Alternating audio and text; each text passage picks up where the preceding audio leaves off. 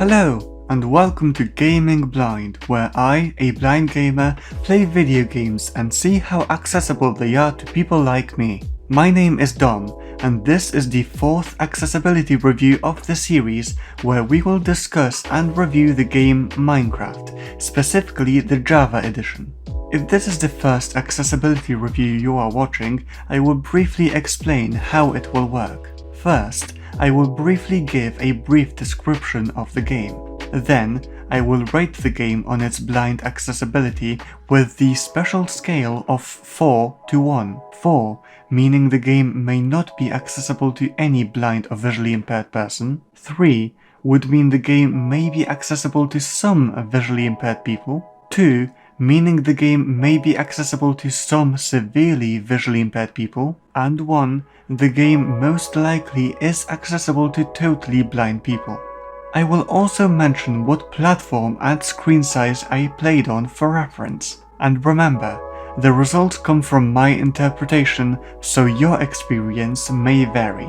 After the accessibility rating, I will explain the pros and cons of the game through a blind gamer's eyes, and explain the game's accessibility settings if there are any included. So, without further ado, let's start the review.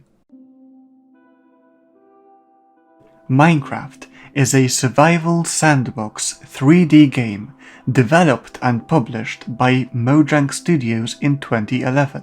You can play the game in various modes, including survival, where you build shelters, hunt for food, craft tools and weapons, and do everything you can to survive. Players can also play in creative mode, where they have access to unlimited resources like items and blocks, and have the ability to pretty much control anything.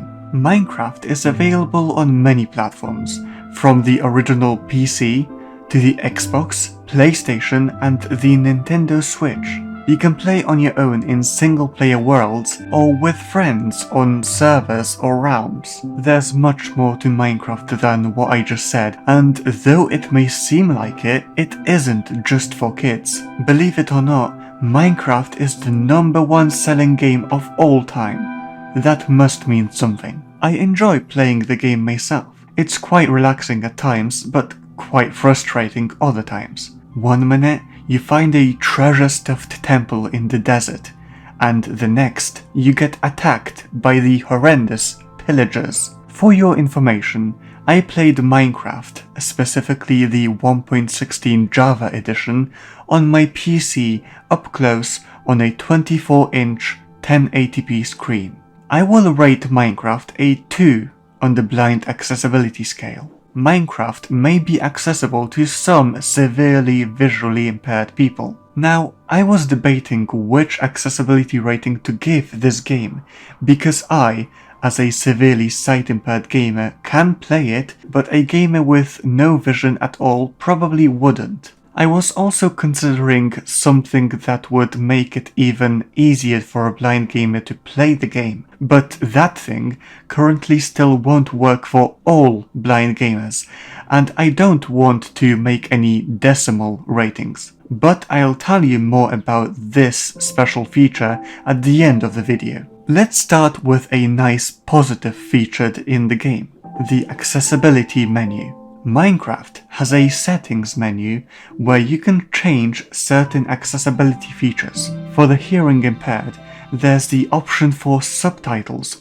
which I really like. There are also touch accessibility settings, but we are focusing on the sight accessibility. The options mainly control the text in chat. There's the narrator, for example, which can read either just the chat or all text in the chat section, highlighted menu options, and a few other in-game things. There's the option to set the background opacity or line spacing of the chat. There's the option to set the text size, but that's mostly all. If your menu seems too small, you can go to the video settings and set the GUI or GUI scale to the highest. Mine is set to 4 or 5. Now, in the actual game, if you choose to play survival mode, you'll see, or rather not see, your health bar and your hunger bar. You will eventually need to fill up your hunger bar by eating food, but being difficult to see,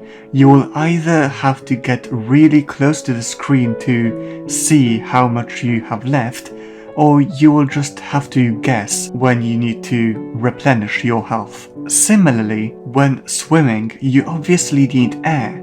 Bubbles above the hunger bar will show you how much air you have left before you have a game over, but they're hollow on the inside, so they're mostly hard to spot. When in your inventory, items may look very small, and therefore it will be confusing if you'd want to find something specific. This is the case with the blocks, as all have the same hexagonal shape in the inventory. But it should be manageable when you get used to it. When playing, some blocks may be easier to recognize than others, based on their designs and colors. Some may be of low contrast, but others not so much. You will surely see the difference between planks and stone, but you may find it super hard to differentiate between the types of planks. A similar, more important issue occurs when you go mining. The fact it is dark in caves is one thing, but telling the difference between ores can be really hard. The only way you can tell one is different from the other is by their colors. What you may find easy is finding enemies. If you wear headphones while playing the game, you will be able to hear which enemy is nearby and from which direction they are coming. Fishing may be difficult, as the bait can be too small to spot, and similarly, shooting your bow and arrow can be as hard. Back to blocks, although it may be a bit difficult to find certain specific blocks in survival mode, when you're in creative mode, you can go on the search bar and search the specific block you're looking for, and it should leave you with a few or one that specific block. And that was a small tangent because I didn't add that in the script, but back to enemies. Now, you may also encounter small enemies, such as silverfish, and not notice them. They can be easier to spot if they are on a surface that is not grey though.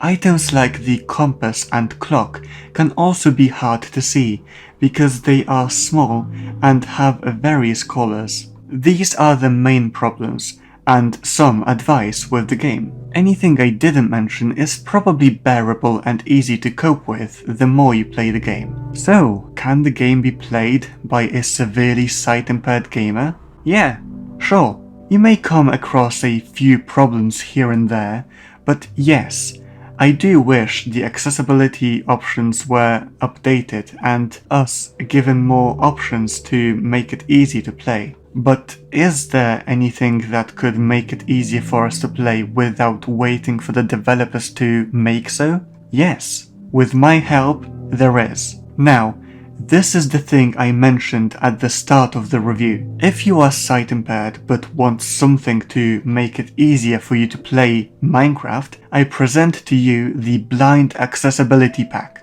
If game developers are too lazy or don't bother to add special accessibility settings, and it's possible for me to somehow make a change, then I, of course, do that. The Blind Accessibility Pack is currently a resource pack that would make textures simpler and easier for the blind gamers to see. From higher contrasts to larger and simpler assets, blocks, and items, to ores that you can actually find yourself, B.A.P is designed to make your gameplay much easier and better. I did make this on my own, but if you are skilled at mod making or resource pack creations, feel free to contact me on my business email or leave a comment so I can contact you. And if you are interested in using this pack, I highly recommend you check out the description for the download link. In the description,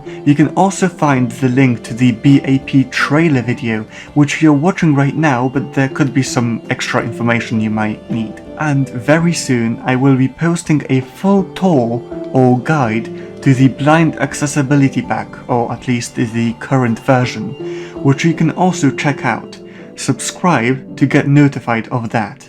So, here you are. Here is another accessibility review of the Gaming Blind series. I hope you enjoyed and I hope this helped you in some way. Before I head off though, I thought of adding a new section to these accessibility reviews, where I tell you whether or not the game we are covering has a free demo version for you to test out before actually deciding to purchase a game. Since I did not do that in the previous episodes, I'll quickly mention them now. Minecraft does have a free trial of the game, which can be found on its official website minecraft.net. The previously covered A Blind Legend does not have a demo, but like mentioned before, it is rated a 1 on the blind accessibility scale, so anyone can play it, and it's cheap. And lastly, Portal has a demo available on Steam called Portal The First Slice. So, if you liked this video, or if it did help, please leave a like so I know. You can also dislike the video if you didn't like it. Comment suggestions for other things I may have missed out or games I should review. And it would be very helpful if you shared this video with your fellow blind gamers. Thanks for watching and thanks for letting me waste your time. Bye bye.